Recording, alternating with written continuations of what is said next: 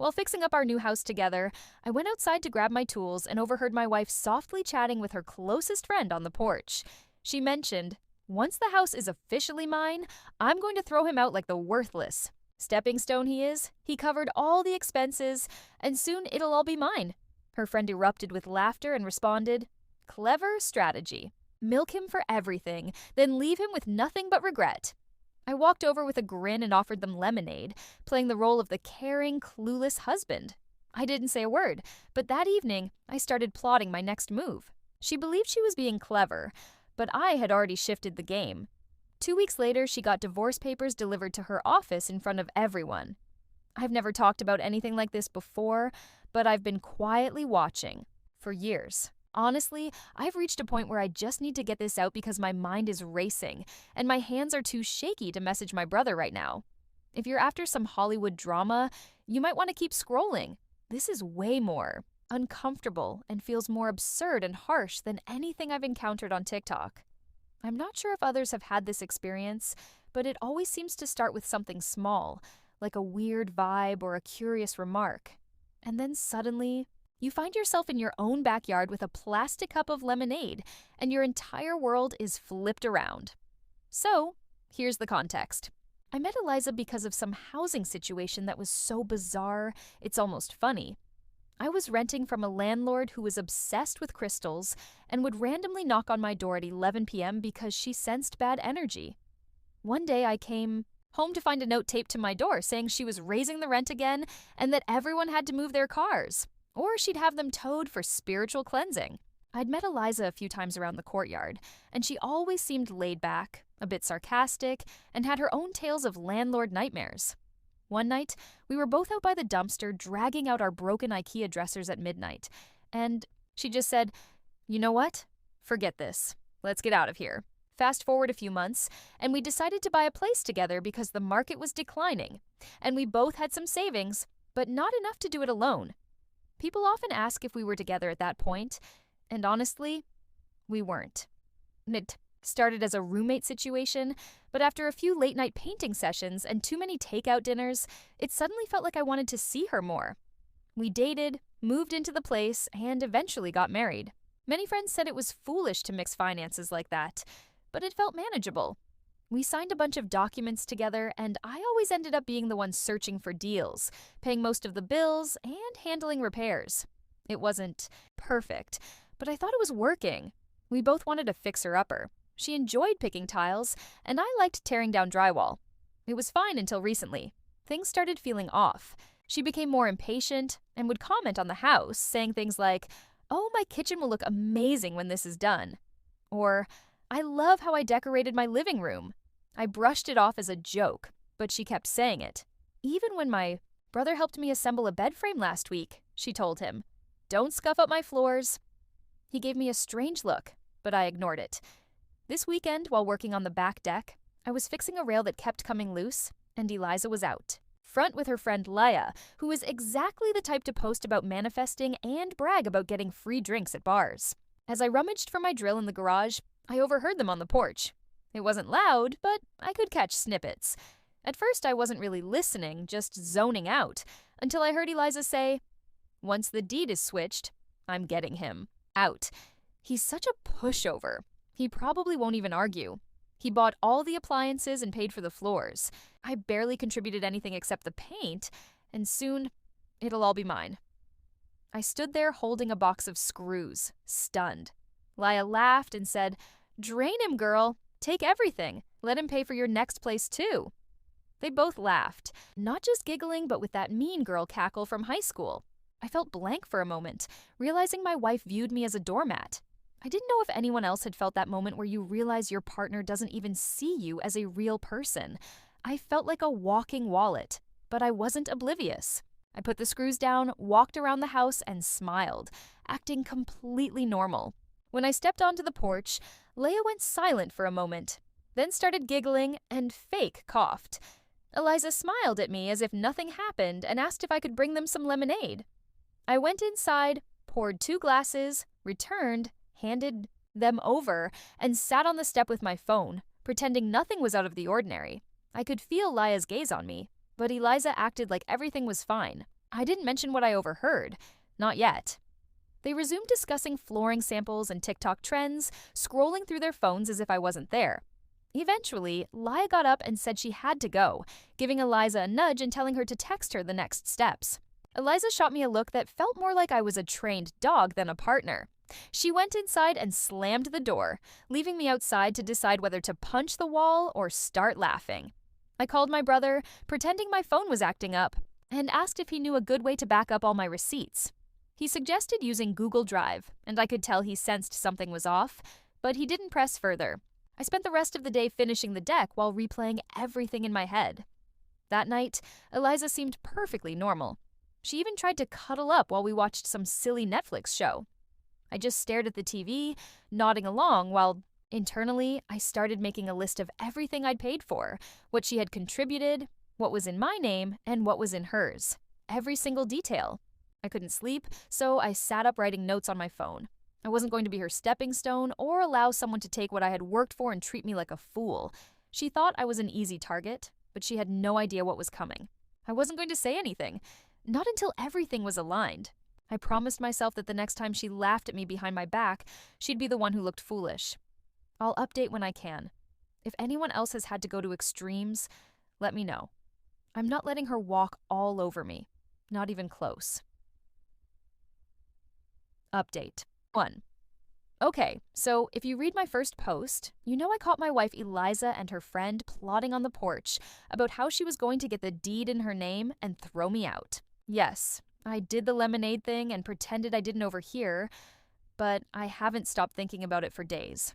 I wish I could say this feels like a staged performance, but it's stranger, slow, off, and real.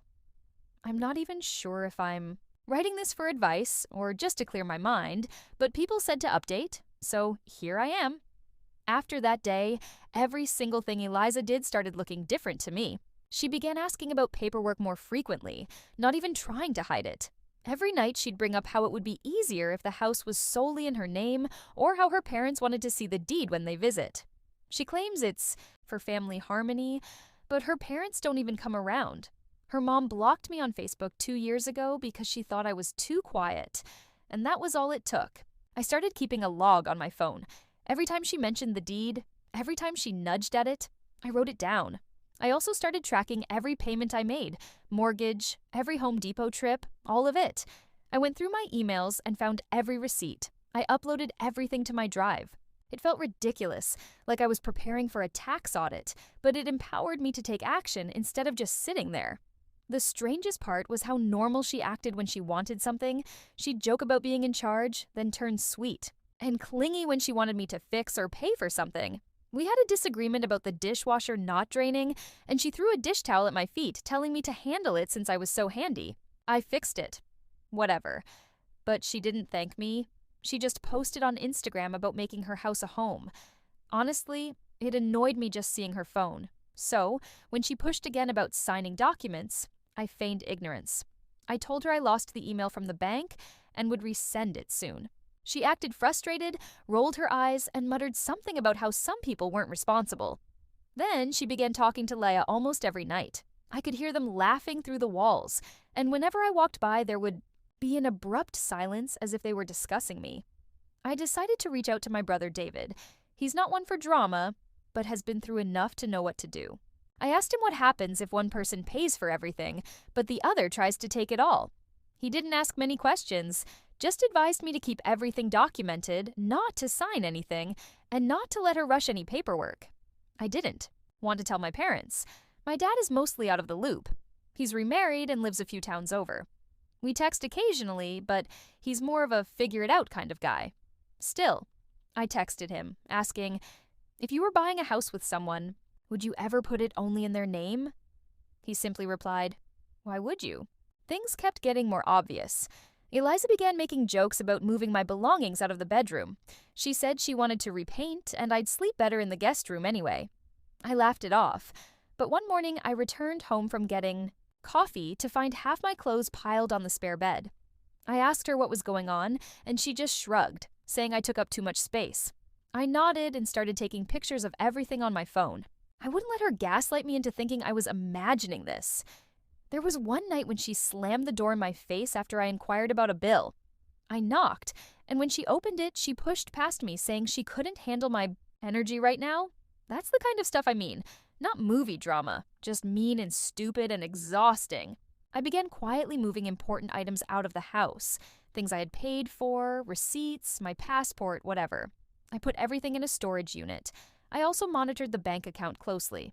Every paycheck, every transfer, everything I paid. 4 was documented. I stopped transferring money to our joint account and started using my own for everything. She noticed, of course, and asked why the renovation fund was low.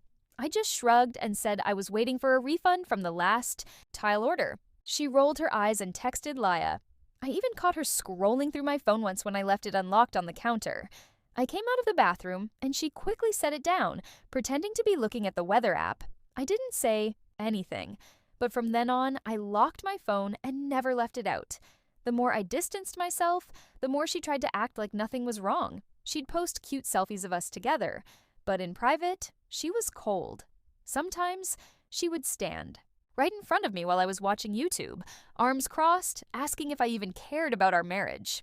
I'd just tell her I wanted to finish the video. She slapped my shoulder, not playfully, but hard. I got up, went outside, and called David. He said, "Don't react. Just keep documenting." Later, I overheard Eliza on the phone with Leia saying, I was so checked out that I'd just nod to anything. She wasn't wrong, but she didn't understand. I was playing the long game.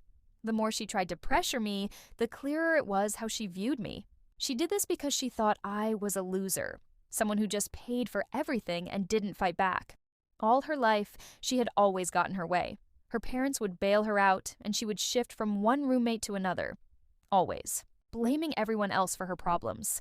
I used to think she was strong-willed, but honestly, it was just entitlement. She felt she deserved everything just for existing. And now that she wanted the house, she thought she could simply take it. I wasn't going to let that happen. I began researching what I would need to do if I wanted to end things without being taken advantage of. I won't go into details here since I'm not looking for legal advice, but I'm making moves. The tension in the house is intense. Every day feels like a game of chess, but we pretend it's normal. She'd bring me lunch in the garage, then spend the evening ignoring me. She'd slam cabinets and stomp around, but then post on Instagram about a cozy night in with my love. Laya is over all the time now. I think she's trying to make me uncomfortable. It's as if she thinks if she brings her friends around, I'll just give up and leave. But I'm not going anywhere. If anything, it makes me more certain I'm doing the right thing. The final straw was last night. I caught Eliza and Leia in the kitchen going through what looked like my mail. When I walked in, they both jumped. Eliza insisted she was sorting recycling. I stared at her until she shoved the papers back in the drawer and left, slamming the pantry door. So, yes, things have gotten strange, but I've collected all the proof I need. In the next post, I'll explain what I did to ensure she never saw it coming. I'm not the one getting kicked out. Not this time. Update 2. After that last post, some of you wondered if I was just going to sit back and take it or if I was going to act. Trust me, I wasn't about to let Eliza or Leia, who seems to be living at our place now, play me for a fool. I don't even feel nervous anymore, just angry. I want her to feel every bit of stress she's been throwing my way for months. Sekayins. Week after I caught Eliza and Leia snooping through my mail, things became increasingly odd at home. Out of nowhere, Eliza started being overly nice, almost fake. She'd cook dinner and leave all the dishes for me. She'd ask if I needed anything from the store, but would only return with things for herself and Laya, like oat milk lattes and those silly fruit snacks. She'd post pictures of us at home on her story and tag me, then not talk to me for the rest of the night. I think she believed that if she maintained the cute couple act online, I'd feel safe or something. Nah. I began getting methodical. I stopped leaving my wallet or phone anywhere except zipped in my jacket, always with me. I went through the joint account, ensuring every transaction was either for house stuff or things I paid for myself. I moved any leftover money from our joint account to my personal account, which I had opened years before meeting her. She noticed the joint account was low and asked why. I mumbled something about needing to pay off renovation bills. She made a face and walked out, slamming the laundry room door. The The next morning, she had the nerve to shove some documents at me with a pen, insisting we should just get the transfer done so she could finally handle the boring paperwork. I told her I wanted to read over everything before signing. She got defensive, claiming I was being paranoid and making things harder than they needed to be. She pushed the forms into my chest and stormed off, muttering to herself. Later that night, she tried to access my Messenger app while I was in the shower, but I had everything set to lock. Not my first experience with this. I started to lean into the checked-out husband role. I let her think I was distracted and online all night, scrolling through TikTok on the couch with headphones while she and Leia gossiped in the kitchen. Sometimes, I'd hear my name followed by laughter, but I just kept scrolling. Most nights, I pretended to go to bed early, but really, I was emailing David about what the next steps should be. He's not a lawyer, but he knows what to look for. I began gathering essential items: passport, birth certificate, old photos, even my video game collection. When she and Leia went out one afternoon, more like a 3-hour nail salon trip, I loaded everything into the back of my car and drove it to a storage unit I rented across town. I didn't say a word, and she didn't even notice. Then came the real pressure. I stopped paying for anything except house bills I could prove were mine. I let her handle groceries and all the cute home decor she had been ordering. She asked me to cover a trip she wanted to take with Leia, and I just said I was waiting on a paycheck. After that, she got snappy, making comments about how some people just weren't financially responsible. I kept receipts for everything. I even took pictures of the new faucet I installed, the paint cans, the flooring. She noticed I wasn't jumping to fix every little issue. When she asked about the leaky bathroom sink, I said I'd get to it later. She rolled her eyes, called me lazy, and pushed past me in the hallway. The tension grew so intense that even Leia started acting strangely. One night, I walked in on them talking in the living room. Leia straight up asked if I was okay since I seemed checked out. I just said I was fine and asked if they needed anything from the store. They exchanged a glance before Leia said no, but kept staring at me as if she didn't believe it. The following night, Eliza started a fight over something trivial. I left my shoes by the front door, and she yelled, shoving me in the shoulder and calling me messy.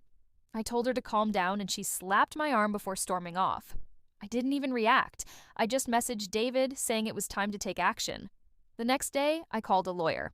I won't say how I found them, but it wasn't a miracle. Just a friend's recommendation. It took a few days of phone calls. I took all my receipts, photos, texts, everything to the meeting. They said I was in a strong position, just to keep my strategy hidden. I started sleeping in the guest room for real, making her increasingly suspicious. She kept asking what was wrong, if I was seeing someone else. I told her I was just tired from renovation work. She would slam the bedroom door and text Leia for hours. Last weekend, I caught her trying to get into my car, claiming she needed to move it for the driveway. I told her I'd handle it myself. She got angry, threw my keys at me, and left to hang out with Leia. After that, I made sure to keep the car at my brother's place for a few days just to be safe. The final straw was when she tried to guilt me into signing the deed transfer by saying she felt unsupported and maybe she should just stay with someone who actually valued her. I told her I'd think about it. She stormed into the kitchen, slamming drawers before leaving the house. I texted David and my dad, letting them know I was about to make my move. So, yes, I have everything ready. Every cent, every receipt, every text. She thinks she's about to get rich and disappear with her friend, but I'm not leaving anything for her except the chaos she created. My next update will be when it all goes down. She won't see it coming. For once, she's the one being played. Final update. Here we go. This is it. The moment where everything flips. I've read so many stories where people say, this is when it got wild, and I've always rolled my eyes, but this is when it got wild. Not in a cinematic way, but in that real-life sense where everything feels off, too loud, and you're just waiting for the next shoe to drop. It all started with Eliza acting like she had already won. She had Leia over nearly every night, and their energy was through the roof, laughing at nothing, slamming doors, making snide comments about how nice it would be to finally have peace and quiet. She began boxing up my stuff, stacking the boxes by the garage door. When I asked her what was going on, she shrugged and said she was making space for new furniture. I just nodded, taking a picture of the boxes for my records, and went back to watching YouTube on the couch. I guess she thought that if she pushed hard enough, I'd just leave and make it easy for her. Not a chance. She kept pestering me to sign the papers for the deed. Every few days, she'd print out new forms, shove them in my face, and tell me to stop being so stubborn. I'd just say I needed more time, or that I was waiting for my brother to review everything. She would get frustrated, toss the papers on the table, and sometimes slap the back of my head as I walked past. Laya would just observe, smirking every time Eliza got in my face. The worst part was how normal everything else felt. I'd go to the store, grab groceries, see people posting their vacation photos. Just normal life happening while mine was in turmoil. Even my dad texted me out of the blue to check if I was okay, but I just replied, "Yeah, all good." I didn't want to delve into it with him. I called David one more time just to confirm everything was set. He assured me, "You got this." And that was it. Here's how it unfolded.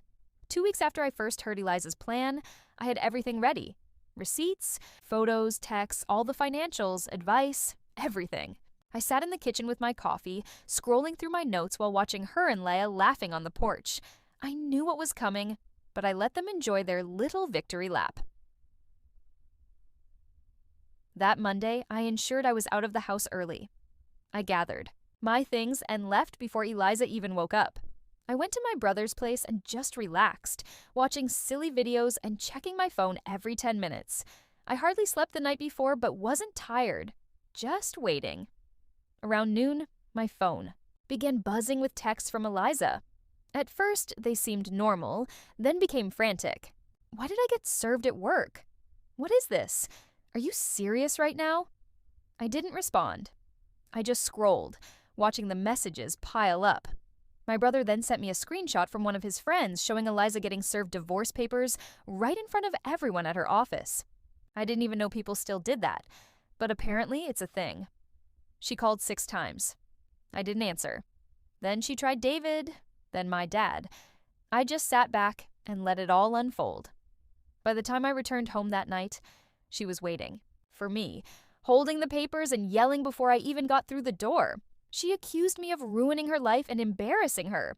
I simply said I was done, and that I had already moved out what mattered. She tried to push me aside, slapped my arm, and then broke down in tears. Laya was in the kitchen, arms crossed, looking at me as if I had just harmed her pet. I told her she should probably go home, and she stormed out. Eliza pulled every card she had. Threats, tears, guilt, calling me every name imaginable. I remained firm, telling her the house was legally mine. I had all the documentation, and she needed to move her things out. She knocked a box off the counter, screamed, and then went to her room, slamming the door. The next few days were chaotic. She contacted everyone she could think of, her parents, cousins, and even mutual friends. Most people stayed neutral and didn't pick sides. Her mom sent me a lengthy text about how I was a terrible person and how she had always known I was trouble, but I simply blocked her. Laya attempted to come over one night to talk, but I met her at the door and told her to leave. She tried to push past me, but I blocked her. She stomped off, calling me a loser. Whatever. The legal proceedings went as I had hoped. All my documentation meant she couldn't touch the house or my belongings. Despite her attempts to prolong the process, her own messages, receipts, and behavior backed up my case. In the end, she got some of her clothes, her phone, and a few boxes of random items. That was it. She tried to leave the place in disarray, but I had David and my dad come over to help me clean it up. No drama, just work. The aftermath was awkward, but not dramatic. People who knew us slowly faded out of my life. Some mutual friends texted, expressing hopes that things would work out, but no one really sided with her after witnessing her behavior. Laya tried to maintain the energy, but without a house to gather in, I guess she lost interest. The last I heard, Eliza was staying with her parents, telling everyone she had been blindsided, but everyone who matters knows the truth. I know some might say I should feel bad, or that I should have tried to work things out. But no, not after everything. At first, I didn't want revenge, I just didn't want to be used. But after all the slaps, the pushing, and the way she spoke about me like I was insignificant, I wanted her to experience what it's like to have the rug pulled out from under her. And she did. So, here I am, sitting in the house now, with most of the boxes gone and finally some peace. I won't say it feels good or anything. It just feels finished. If you're reading this and thinking about letting someone walk all over you like a doormat, don't. Keep your records, trust your instincts, and don't give them the satisfaction. I'm not saying I won anything, but I didn't allow her to win. That's enough for me. I appreciate everyone who followed along. If anything wild happens, I'll update.